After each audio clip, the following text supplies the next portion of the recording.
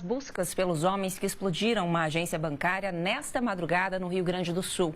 O ataque aconteceu na cidade de Canguçu, no sul do estado. 4 caixas eletrônicos foram destruídos. A cidade chegou a ficar sem luz porque os criminosos atiraram nos transformadores.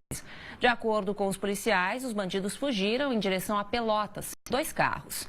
Não foi divulgado se o grupo conseguiu levar o dinheiro do banco. Ninguém ficou ferido. No Rio de Janeiro, em menos de 24 horas, 2 chacinas deixaram 10 mortos. Nos 2 casos, a violência foi provocada pela disputa entre traficantes. Uma cidade marcada pela violência. Queimados, na Baixada Fluminense, tem a maior taxa de mortes violentas do país. Foram quase 135 a cada 100 mil habitantes em 2016, segundo o Instituto de Pesquisa Econômica, o IPEA. Hoje, a cidade amanheceu com 5 pessoas mortas em diferentes pontos do Morro do Simão. Nas últimas 24 horas, 10 pessoas foram mortas em chacinas no estado do Rio. 5 em Mangaratiba, no Litoral Verde, e outras 5 aqui na Baixada. Os traficantes de queimados costumam ostentar nas redes sociais as armas usadas nos confrontos. Pela manhã, policiais militares fizeram uma operação e encontraram outras 2 pessoas baleadas na comunidade da Torre, além de armas e drogas. O desafio é localizar e prender os envolvidos nas 2 chacinas. Um dos criminosos foi identificado. Robson Reis Barbosa é suspeito de matar 5 pessoas de uma mesma família ontem em Mangaratiba. E um menino foi flagrado portando um fuzil em uma comunidade de Angra dos Reis, no litoral do Rio de Janeiro. Além de se exibir com a arma enquanto é filmado, ele canta um funk que faz apologia ao crime. Ele ainda faz referências a um traficante apontado como chefe da venda de drogas na comunidade. A Polícia Civil investiga o caso e tenta descobrir se o fuzil, que tem as iniciais de uma facção criminosa, é uma réplica. A criança ainda não foi identificada. Agora, mais uma notícia triste.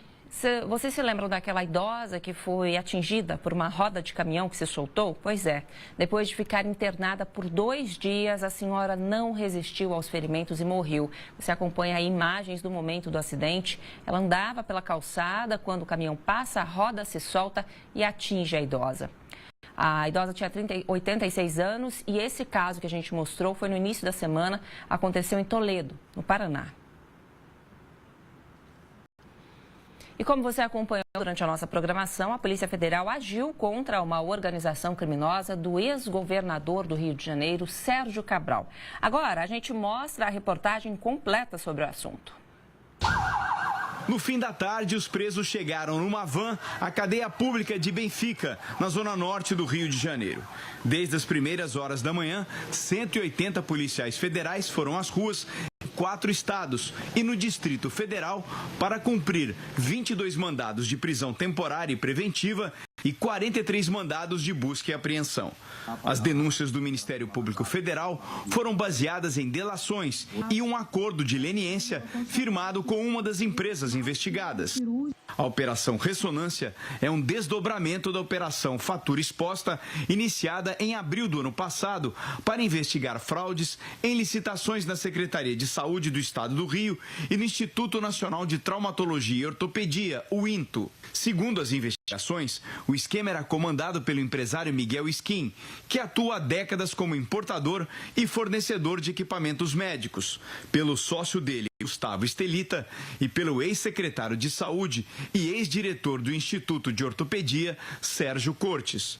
Todos comandados por Sérgio Cabral, na época em que era governador do Rio. Tanto Skin quanto Cortes chegaram a ser presos no ano passado na Operação Fatura Exposta, mas acabaram soltos por habeas corpus concedidos pelo ministro Gilmar Mendes, do STF.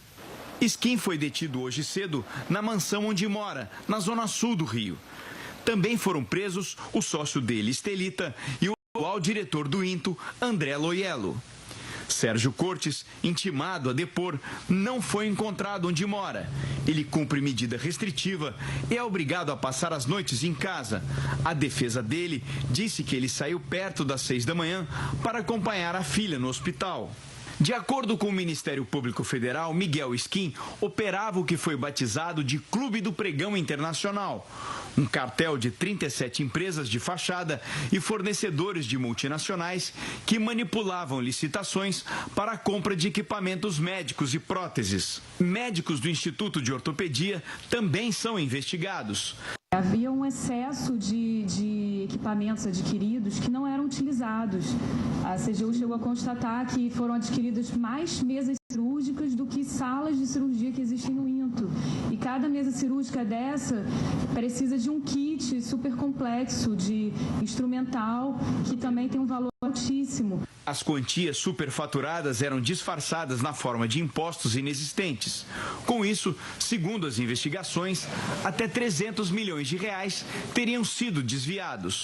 Nas palavras do Ministério Público Federal, o empresário Miguel Skin é o grande corruptor da área da saúde no Rio de Janeiro. A empresa dele manteve contratos fraudulentos no valor de 1 bilhão e 500 milhões de reais apenas com um hospital, o Instituto Nacional de Traumatologia e Ortopedia. De acordo com o Ministério Público Federal, ainda é difícil estimar os prejuízos totais aos cofres públicos. Isso é apenas a ponta de um iceberg que certamente é infinitamente superior. Por ordem do juiz federal Marcelo Bretas, foram bloqueados bens dos envolvidos no valor de 1 bilhão e 200 milhões de reais.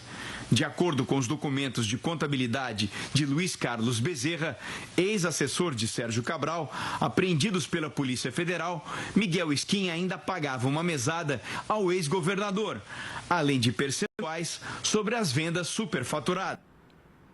As defesas dos empresários Miguel Skin e Gustavo Estelita consideraram as prisões ilegais e questionaram a validade dos depoimentos de delatores que serviram de base para essa denúncia. E essa mesma operação também aconteceu em São Paulo, onde a maioria dos detidos trabalhavam para grandes empresas que participavam do esquema de fraudes no Rio de Janeiro. A polícia fez buscas nas casas dos suspeitos e recolheu equipamentos e documentos. Todos os presos em São Paulo foram levados para a sede da Polícia Federal. Um deles é Dáurio Speranzini, alto executivo da GE, multinacional de produtos médicos e eletrônicos que não é investigada. Segundo os procuradores, as acusações contra ele estão relacionadas ao período em que Dáurio trabalhou para a Philips, outra empresa do setor. A polícia cumpriu ainda mais 6 mandados de prisão na capital paulista. Os procuradores afirmam que os executivos acertavam as vitórias das licitações em troca do pagamento de comissões exorbitantes a Miguel Skin, principal articulador das fraudes. Em troca de mensagens, há pedidos de alteração nas especificações de produtos antes mesmo da publicação dos editais para a contratação das empresas. O esquema contava ainda com a participação de empresas laranja, que entravam nas licitações apenas para parecer que havia concorrência, mas estava tudo combinado e elas também recebiam parte da propina.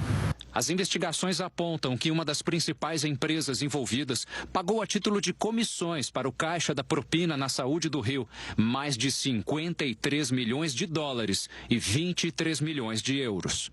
Eliminando a concorrência, eles podiam botar o preço que eles quisessem no produto. Então, havia um ajuste interno com a Oscar Skin de que a comissão seria de 40%, porque eles teriam uma taxa de sucesso próxima a 100%. A AG disse que as investigações não têm relação com a empresa e espera que os fatos sejam esclarecidos. A Philips disse que não teve acesso ao processo e coopera com as investigações. Afirmou ainda que a política da empresa é fazer negócios de acordo com a lei. Nós não conseguimos entrar em contato com a defesa de Dáurio Speranzini. Em Minas Gerais, a Polícia Civil prendeu 21 pessoas acusadas de fazer parte de uma organização criminosa que roubava ouro direto nas mineradoras. A operação aconteceu na capital, Belo Horizonte, e em outras 3 cidades do estado. Os furtos aconteciam dentro das minas de extração de ouro que ficam na cidade de Santa Bárbara, região central de Minas Gerais. Os criminosos recebiam informações privilegiadas do funcionamento das mineradoras e invadiam os locais durante madrugada. Eles também operavam com muita tecnologia, tem até uso de drones em uma das oportunidades.